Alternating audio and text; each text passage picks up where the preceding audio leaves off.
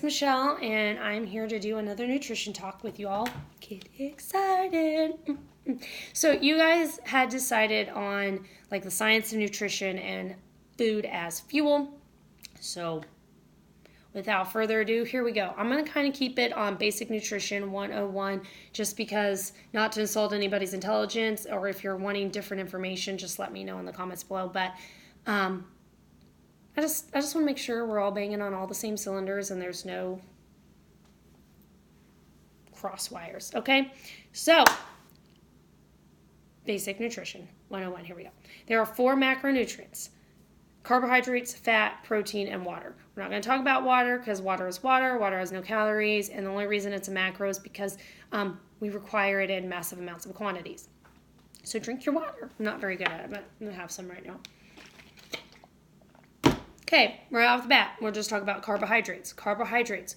1 gram of carbohydrate is 4 calories. I'm going to put the pause button on for a second and just say, this information that I'm giving you is for strictly information, facts, science.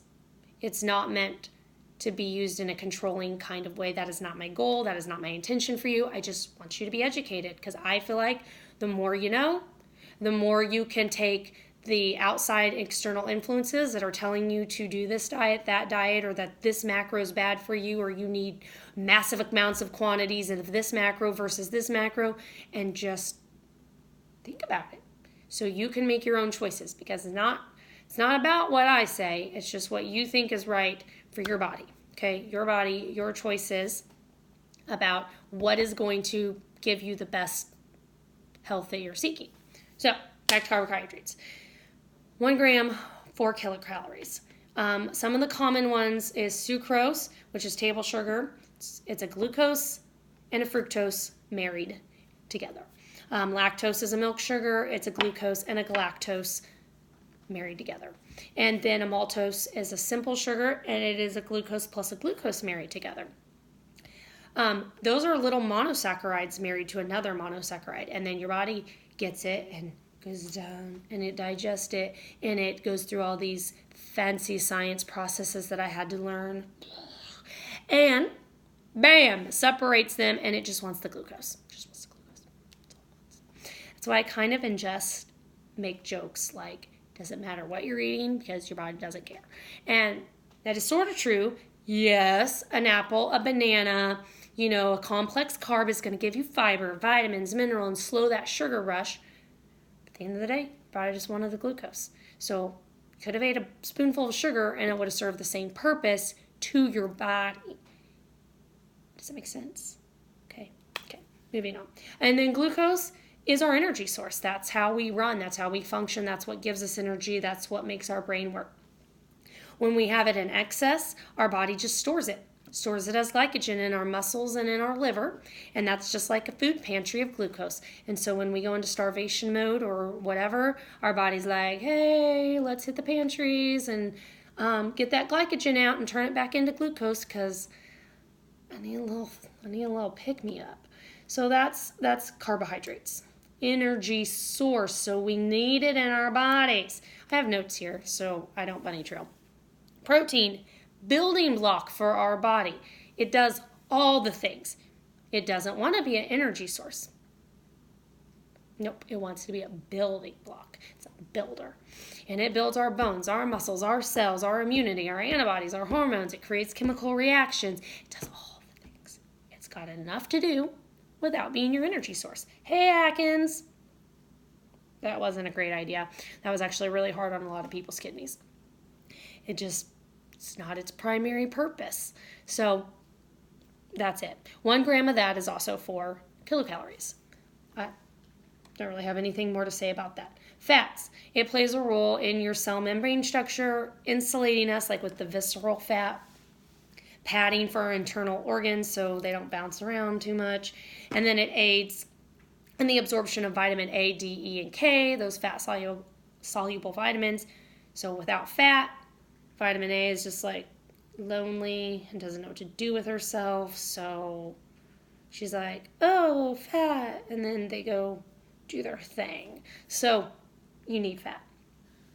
and it makes food taste good. I mean, who doesn't like bacon? Well, I don't really like bacon unless it's really crispy. I don't like it when it's all. And I actually kind of like turkey bacon better, but that's just a taste preference. So, that's kind of the macros. Are you with me still? One more thing I kind of want to throw out there. Again, informational purposes only, like warning signs. 1 pound is 3,500 calories. So if you are in a surplus of 3,500 calories, probably going to gain a pound. And if you're in a deficit of 3,500 calories, you'll probably lose a pound. I don't say that for you to be controlling. I'm just laying it out there. So now your brains are probably thinking, okay, simple enough, Michelle.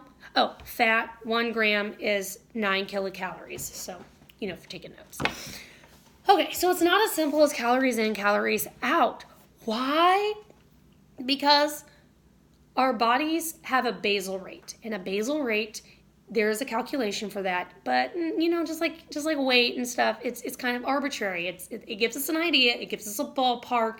But it can't be a hard and fast, this is my basal rate calculation. Some of you might have seen it in ADD Obsession, probably, although it's not got all the factors in there, but that's okay.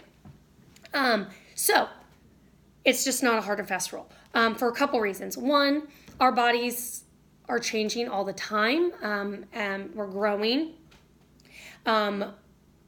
If you're a child, I guess I'm not really growing anymore, but we're aging and that's causing things. Basal rates allow you to do your routine movements. So just all this hand talking that I've got going on, burning energy, using my brain, blinking my eyeballs at you, talking, my heart beating, my brain function, my respiration, sitting in this chair, standing up, all of that is burning energy. Digestion burns some energy, although not as much as movement, obviously. So yeah, other things that are going to play a role in your basal rate is going to be illness. Do you have a cold? Do you have a flu? Do you have pneumonia? Do you have you have cancer? Have you broken a bone? Do you have some kind of wound that you need to heal?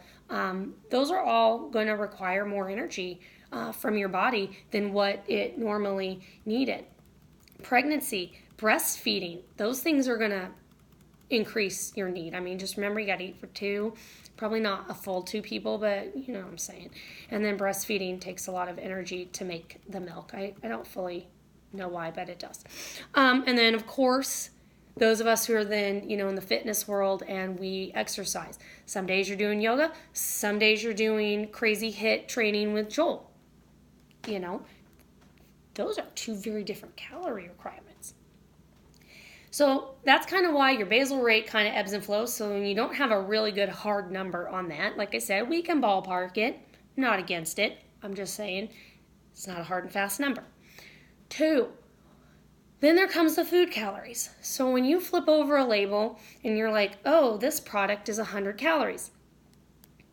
Is it? Did you know the FDA allows the food companies to have a 20% swing in either direction, and of course, they're going to err on the low side, to put on their calorie labels. So let's say a product truly scientifically is 100 calories. They can put 80 calories on that label, and that's okay. And nobody polices that. That's up to the food companies to be at least that honest, and who's to say they are? I mean, I don't know. Not calling anyone out. I'm just saying, you're trying to sell a product and you can have a little wiggle room there. I would err on the lower side, wouldn't you? So now you don't even know that you're truly getting the right amount of calories. And again, I'm just going to keep saying it throughout this video. This is not, to be used in a controlling, freak out kind of thing. It's just information, something to make you go, let me stop before I have a freak out over something. 2, your body doesn't always assimilate all the calories that are in a product. So in that 100-calorie product, my body may assimilate 80 of those calories, and your body may use 92. Life isn't fair. What can I say? I mean, I'm just saying that it just depends on what your body's going to do with it, and there are so many nutrient metabolism processes that we could go over that would bore you to tears that I had to learn. It's exhausting. So, There you go. So not only do you not know exactly how many basal calories you need a day for your just to live, not even do anything else, just to live. And then you don't know how much calories are in your food. And then, what else did I say? Oh, then you don't know how many calories your body's going to even assimilate out of that food. So let's just dial it down and remember, like, we need to just kind of trust ourselves in what we're eating. Again, those are just guidelines. Like anybody, I am all about apparently TV show quotes today. So, like in Pirates of the Caribbean, he's like, they're more like guidelines. So that's, just look at it like guidelines. Guidelines, give yourself an idea, but give yourself lots and lots of grace. So let's talk about that basal energy rate. Most women, and again, this is kind of a gray area, but generally speaking, they've found most women require at least 1,200 calories a day for their basal rate. There you go. Some of you might need more, and some of us may need less. We've already talked what the basal rate does. What happens when you go below that? Well, your body's incredibly intelligent, and it's going to shut down. That's what it's going to do. You can't just give your body less calories and then go into starvation. I mean, eventually you will see weight loss, don't get me wrong. At some point, your body will just waste away. That usually takes some time. But our body will slow its processes. Since we're into movie quotes, my favorite movie is like Apollo 13. And when they're stuck up there and they've had to shut down the spacecraft, the astronaut on the ground has as much energy that takes to run a coffee pot, and he has to figure out what processes to turn the ship back on so they can come home just running a coffee pot or something like that.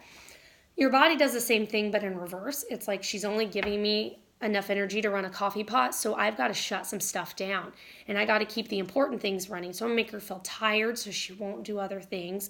I'm going to, shut down her digestion processes and make it slower.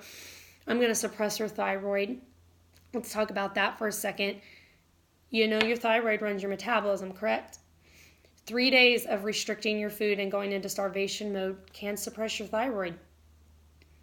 I had an eating disorder for a really long time, so I'm pretty much guilty of that, and it's pretty much no fun to try to readjust that and get it back to where it needs to be. It mostly can be done depending on how far gone it is.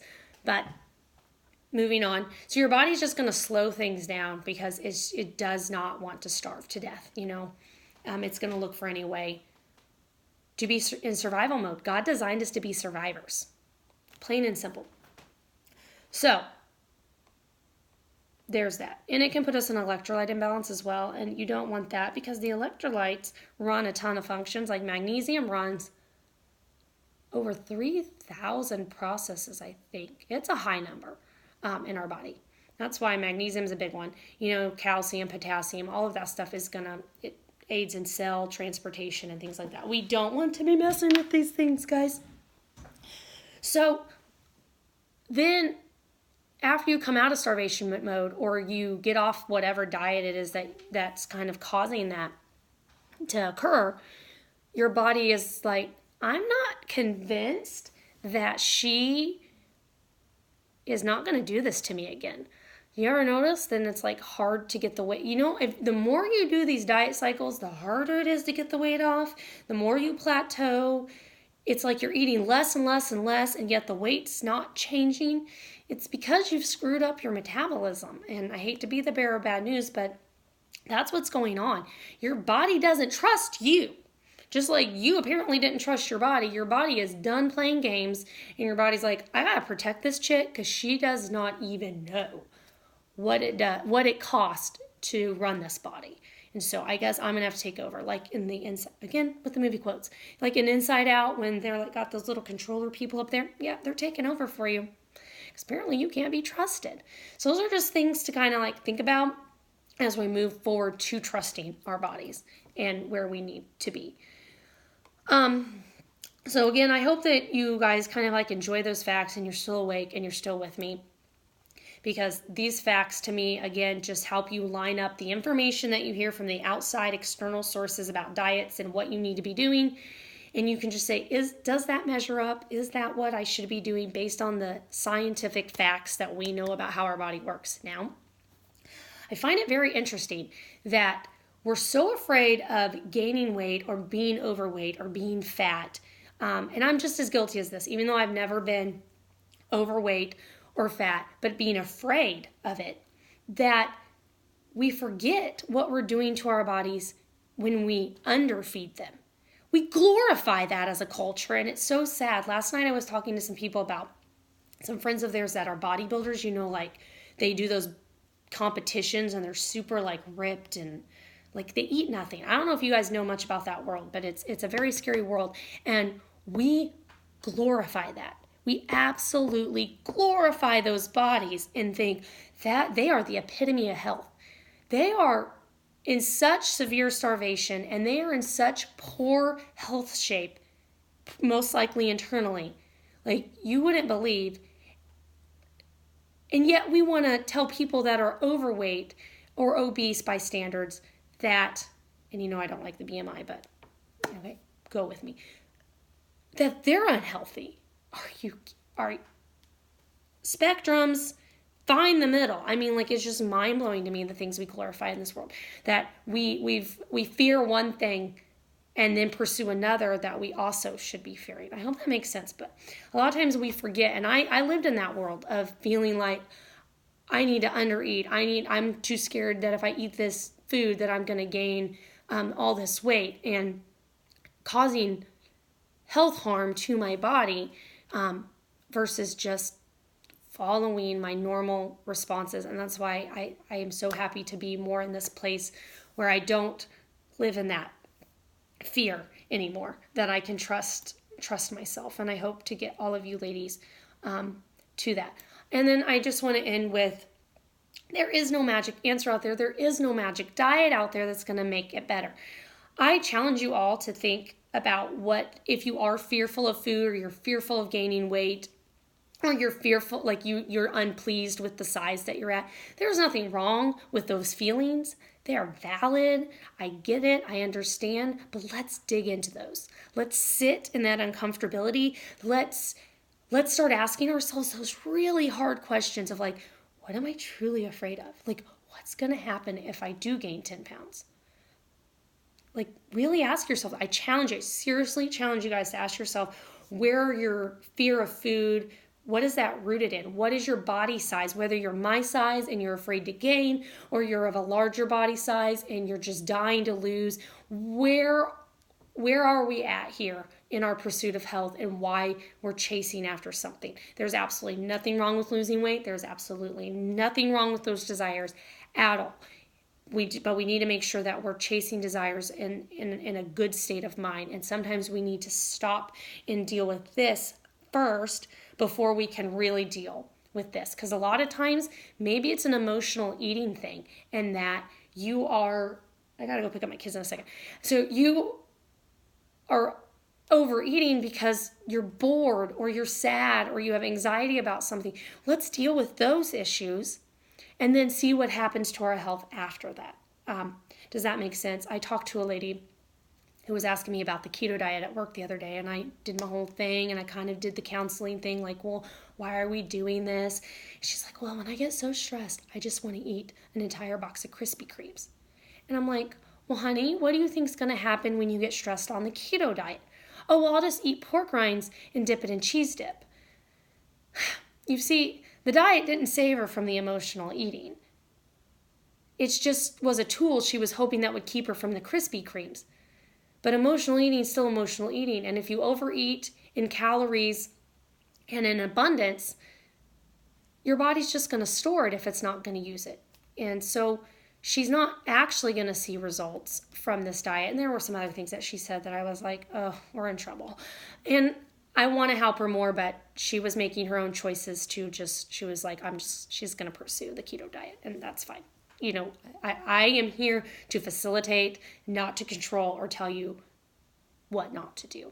I just want to give you, again, arm you with information so you can work on the body and the mind and put the two together to meet your best physical, emotional, spiritual needs.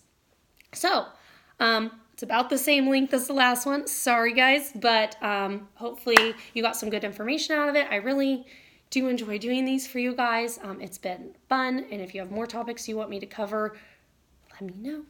Bye.